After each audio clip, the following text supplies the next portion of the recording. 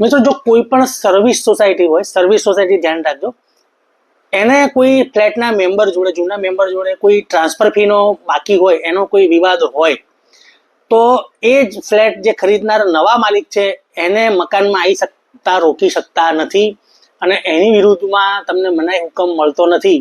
એવો board of nominee દ્વારા ખૂબ જ અગત્યનો ચુકાદો આપવામાં આવ્યો છે. જે તમે સમજો ને છેક સુધી આ વિડીયો જોજો તો તમને આખો આ જે વિવાદ શું છે એનો આઈડિયા આવશે. તો મિત્રો તમને જણાવું કે અમદાવાદના ગોતા વિસ્તારમાં માલબાર કાઉન્ટી 2 નામની એક સોસાયટી આવેલી છે, ફ્લેટ છે અને બહુ જ તે પોશ એરિયા છે અને ફ્લેટ પણ બહુ જ સરસ છે. હવે જે તે સમયે આ ફ્લેટ છે, એમાં એક ફ્લેટ છે એક ભાઈએ અને એમના વાઈફે બુક કરાયેલો હતો અને આ જે છે એ સર્વિસ સોસાયટી છે. તમે સમજો, હાઉસિંગ સોસાયટી અલગ વસ્તુ છે અને હાઉસિંગ સર્વિસ સોસાયટી અલગ વસ્તુ છે.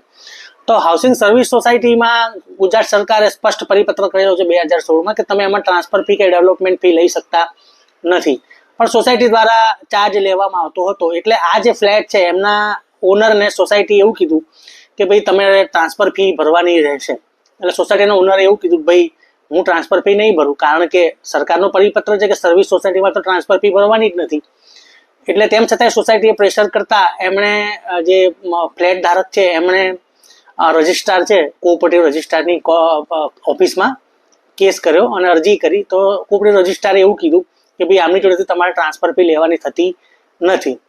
હવે થયું એવું કે આ દરમિયાન એ જે ફ્લેટ છે એ બીજા માલિકને તાજેતરમાં વેચી દેવામાં આવ્યો. એટલે સોસાયટી એવું કીધું કે હવે તો આમની ટ્રાન્સફર ફી લેવાની થાય છે. એટલે સોસાયટીએ જે રજિસ્ટ્રારનો હુકમ છે એમની સામે પહેલા એડિશનલ રજિસ્ટ્રારમાં ને પછી બોર્ડ ઓફ નોમિનીની કોર્ટમાં કેસ કર્યો અને કીધું કે ભાઈ આ નવો માલિક જે અહીંયા આ ફ્લેટમાં આવવાનો છે ટ્રાન્સફર ફી ભરે નહીં ને સોસાયટીના બાકી લેણા ભરે નહીં ત્યાં સુધી એમને અહીંયા આવતા રોકવા જોઈએ, એમનો મનાઈ હુકમ આપવો જોઈએ સોસાયટીની તરફેણમાં.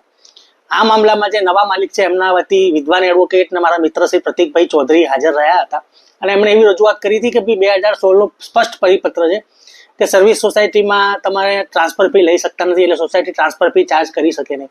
બીજું, સર્વિસ સોસાયટીનું જે કેરેક્ટર છે એ એવું છે કાયદા મુજબ કે સર્વિસ સોસાયટી એ આખી જે પ્રિમાઇસીસ છે એની માલિક નથી.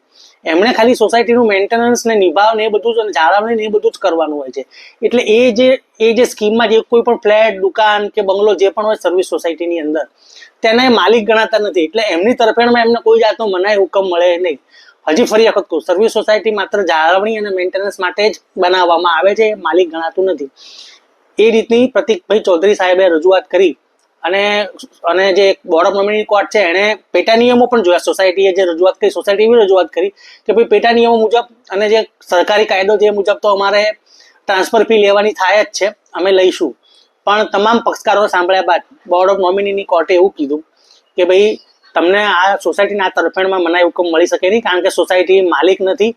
દસ્તાવેજથી આ ભાઈએ મકાન લીધેલું છે તો એ એમાં રહેવા આવી શકે છે. અને તે સોસાયટીને મનાઈ હુકમ મળ્યો નહીં.